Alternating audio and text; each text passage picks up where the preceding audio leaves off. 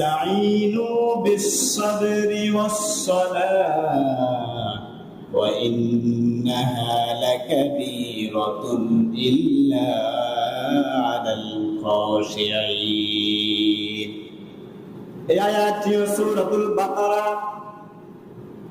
সূরাতুল বাকারার প্রথম পারার 6 নং পৃষ্ঠা আয়াত নম্বর 45 নং আয়াত আল্লাহ সুবহানাহু ওয়া তাআলা এখানে বলেন ওয়াস্তাঈনু, হে বান্দারা তোমরা যখন আল্লাহ তাআলার কাছে সাহায্য চাইবে, ওয়াস্তাঈনু তোমরা সাহায্য চাও, সাহায্য কামনা করো।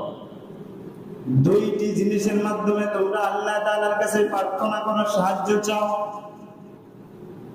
সেই দুইটি জিনিসের মধ্যে প্রথম নাম্বার হলো বিস-সাবরি, ধৈর্যের সাথে তোমরা আল্লাহ তাআলার কাছে সাহায্য চাও ধৈর্যের মাধ্যমে।